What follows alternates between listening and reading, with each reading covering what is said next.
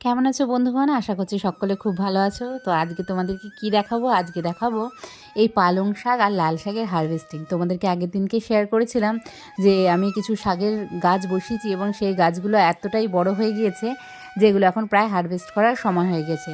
তো বন্ধুরা, আমি শাক বসানোর ক্ষেত্রে একটি ভুল করেছি, যেটা হচ্ছে কি অনেক ছোট জায়গায় অনেক বেশি বীজ বসিয়ে ফেলেছি। তোমরা কিন্তু এই ভুলটা করো না।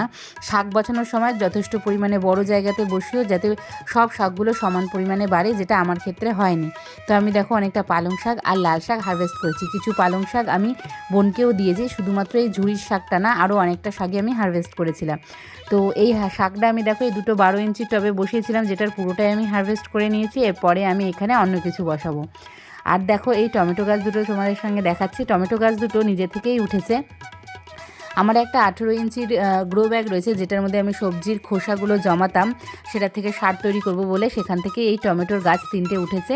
এবং এটাতে অনেক ছোট ছোট টমেটো এসেছে এবং অনেক প্রচুর পরিমাণে ফুল এসেছে। এটার মধ্যে আমি কোনো রকম সার দিই না, শুধুমাত্র ওই সবজির খোসা থেকেই যা সার হচ্ছে সেই সারটাই। তো তোমাদের আমার ভিডিও কেমন লাগছে বন্ধুরা? আশা করছি ভালো লাগছে। যদি ভালো লাগে তো প্লিজ আমার চ্যানেলটার পাশে থেকে এবং সাবস্ক্রাইব করে দিও, আর ভালো লাগলে লাইক আর শেয়ার করে